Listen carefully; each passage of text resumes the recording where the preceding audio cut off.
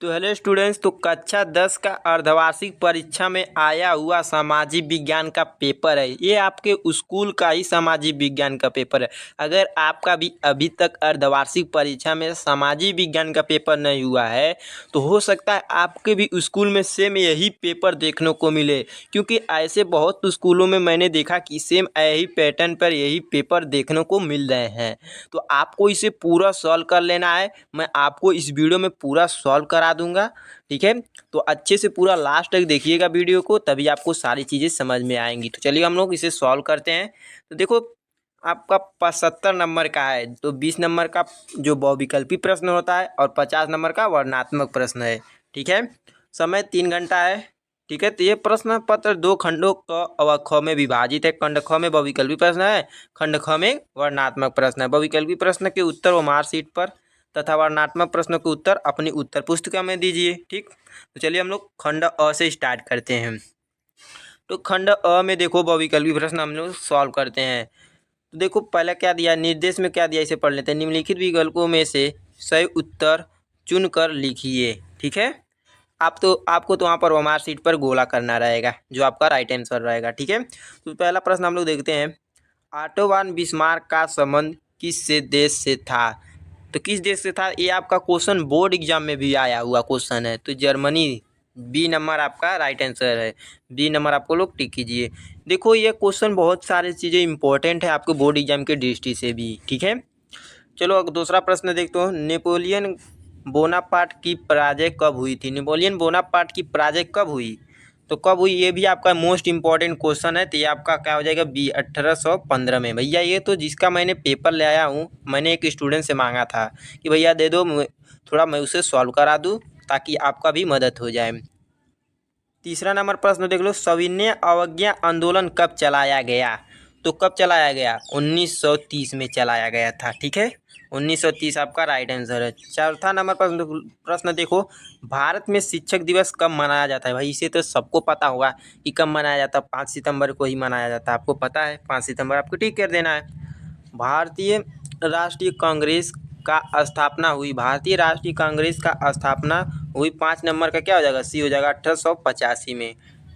6 number देख लो प्रश्न। मानव अधिकार दिवस कब मनाया जाता है? मानव अधिकार दिवस कब मनाया जाता है?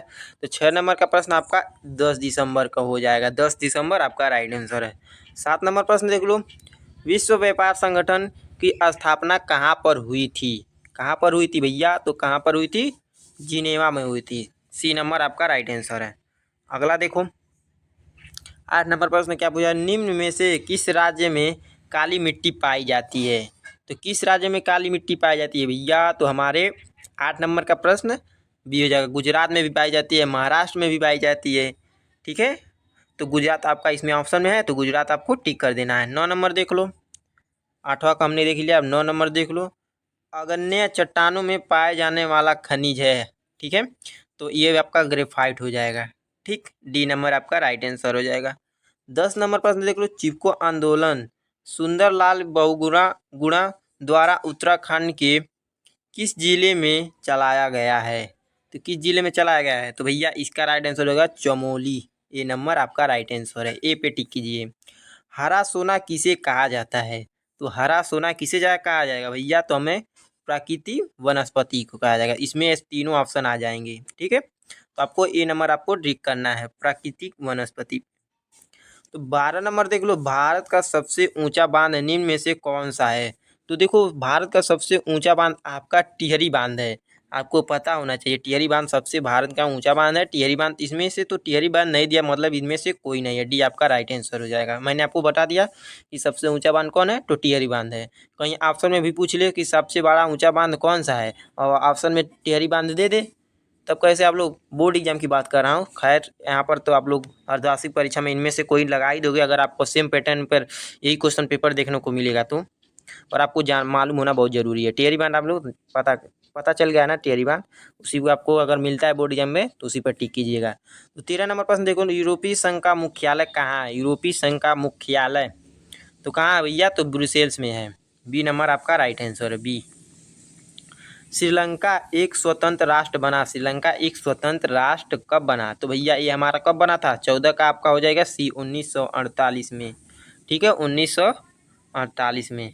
तो भारत में 15 नंबर देख लो, भारत में कुल कितने संघीय राज्य हैं? तो भैया 28 संघीय राज्य हैं। अगला देखो, जल्दी जल्दी मैं आपको इसका सॉल्यूशन करा रहा हूँ। भारत में पंचायती राज्य की स्थापना कब हुई थी? कब हुई थी? तो कब हुई थी भैया? 16 नंबर का 1992 में हो जाएगा। ये भी आपका राइट आंसर सी हो जाएगा। 17 नंबर प्रश्न क्या पूछा है? निम्न में से किस राज्य की प्रति व्यक्ति आय सर्वाधिक है?